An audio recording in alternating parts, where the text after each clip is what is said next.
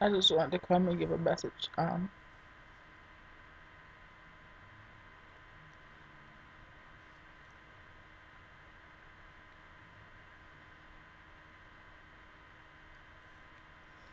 Please bear with me in this video.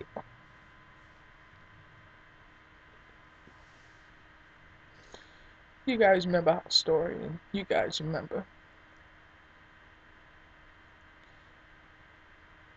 that we used to be in a homeless shelter, we meaning Chuck and I. And anybody that remember the story, you guys remember me telling you guys how we all became like a big family. The men and the women there became aunts and uncles to my children. To me, they became brothers and sisters.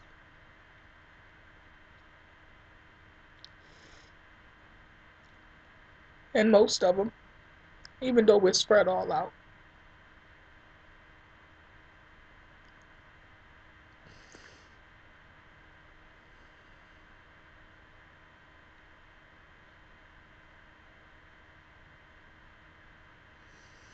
even though we spread all out, we remained close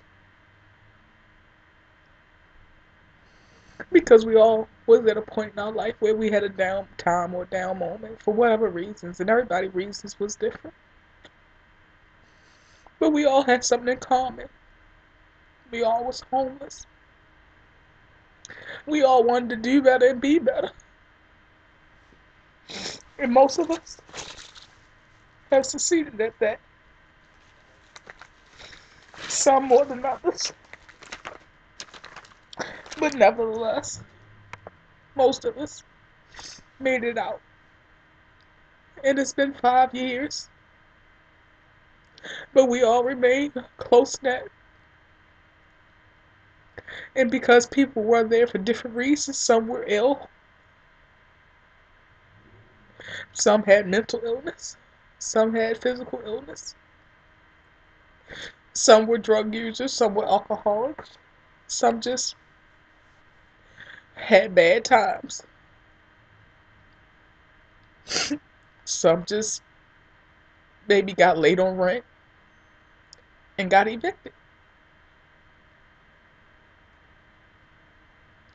But everybody was there for different reasons.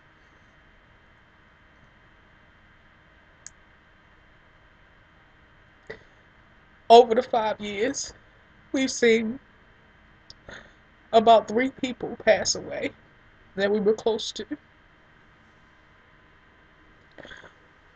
One was a person that was ill there, and he reminded me of my stepfather. And I still think of him to this day because he knew that he reminded me of my stepfather. And those of you that know a little bit about my story know that when my stepfather left, or when my mom got rid of my stepfather, I should say, that's when I started overeating and overcompensating for what I didn't have any longer, which was the only man that ever truly in my childhood that loved me. And being that I told this short story to this man at the shelter, he always tried to treat me like a daughter. And he passed about 2 years ago. He was ill. I believe he had liver cancer or something, or cirrhosis of the liver. And he passed away. And I was shaken up by that.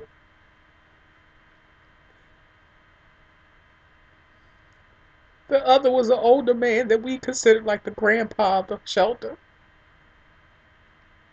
He was married to a lady her name was Miss Murray. Miss Murray still is alive, and she was a feisty thing. And she cared for her husband until he died. He was ill, but we used to always, when Miss Murray wasn't there, she had a doctor's appointment, we would make sure he had his lunch and everything. See, this is why you can't put people in a box. This is why you can't judge people just because they may don't have, or just because they may have a downtime in their life, or even just because they may be on drugs or was on drugs. For I have found that those very same people often have more compassion and more love than the person that's already arrived, the person that has it all together, the person that's exceeding in life, and the success of what society says and dictates is what a success is. This is why you can't judge people on what they have or don't have. Because the most love I've received from people that are not my family is from those people that was in that homeless shelter.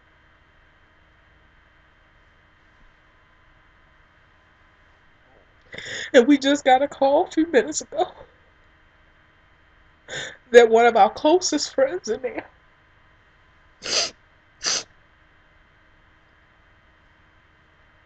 his name was Keith, and Keith passed away in his sleep. And another guy that we was close with was staying with Keith because they still remained friends. And he just called us. And he said, "Hey, Kianna." I said, "Hey, who's this?" He said, "This is Larry." And I don't hear from Larry that often. We saw him before we moved. But we hear from Keith more often. And we just talked to Keith like 2 weeks ago. Not even 2 weeks ago. Actually, I talked to him at Thanksgiving because I remember him calling.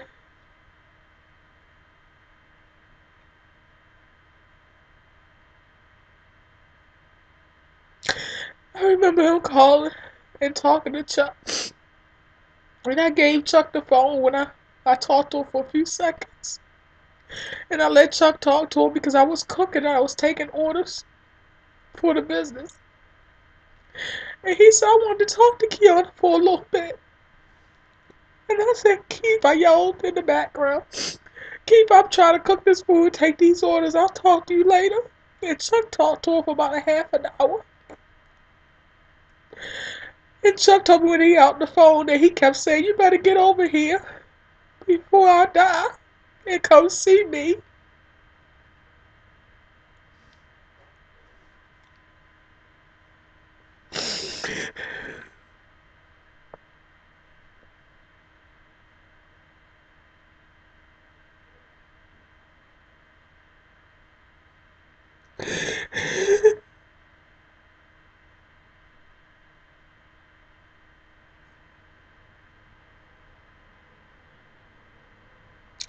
And we just thought because he got a drink in him. We thought that he was just saying that because he was a little tipsy. And I remember me and Chuck, we was talking about it. And we said he should stop saying stuff like that.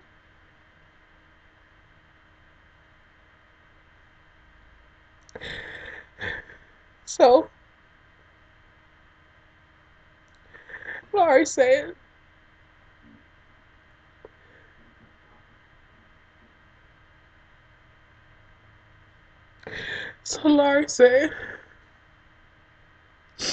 "I'm calling on the bad note, Kianna." I said, "Hey, what's wrong? What's going on?" I said, "You over Keith's house?" Because I wasn't looking at my call ID. Because I'm on the phone that is in my room. And I said, "You over Keith's house?" And he said, "Yeah, Keith passed away in his sleep last night."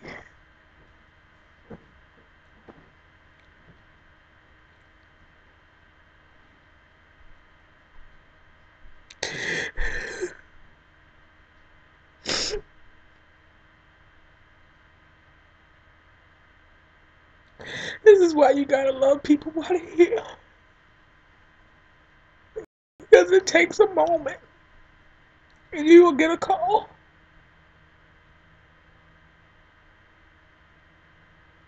If we would have took a moment, if I would have took a moment away from cooking, a moment away from taking orders. I did yell that I love him. I always did tell him that. Chuck did too.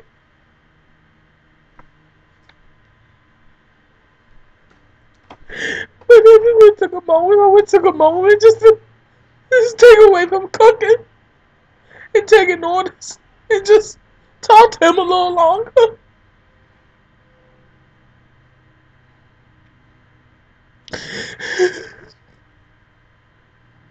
Give me some tissue, Chuck.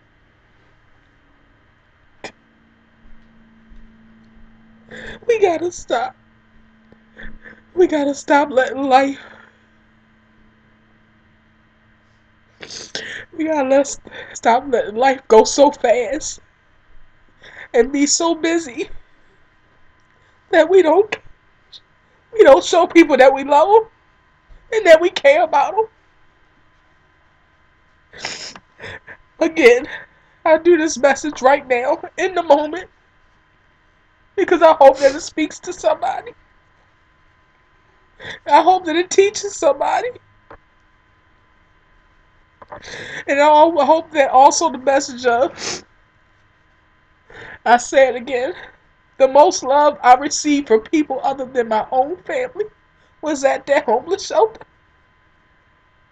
They loved me unconditionally. They loved me for no other reasons, no alternative motives, other than just loving who I was. I never forgot that. And I never will. And this is why we go back and I teach classes there. This is why we go back to feed them. This is why we go back to give gifts. Because somebody got to show love to people that are forgotten and written off. And if you don't, who will?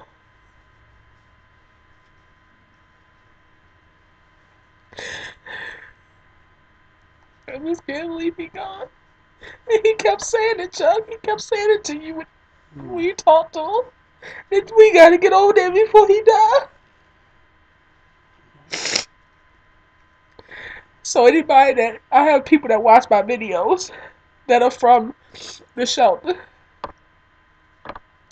Jeanette's sister, a few others.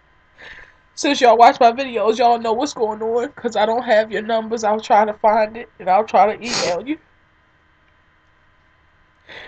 But Keith did pass away. Nera, Amina.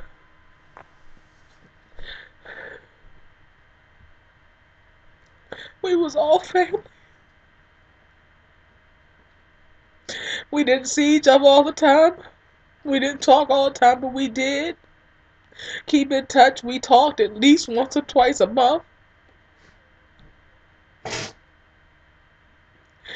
Don't be so busy. Don't be so anxious and busy that you don't take time to tell people that you love them. That you don't take time to tell them that you care. Because in a blink of an eye, it could be all gone.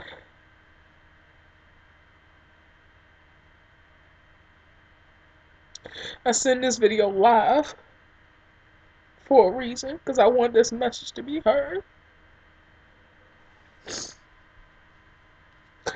For the next couple of weeks or whatever, I'll just release my story videos until I feel better. I have a whole bunch of story videos. I just hope y'all take time to watch them. But I just won't be live for a little bit.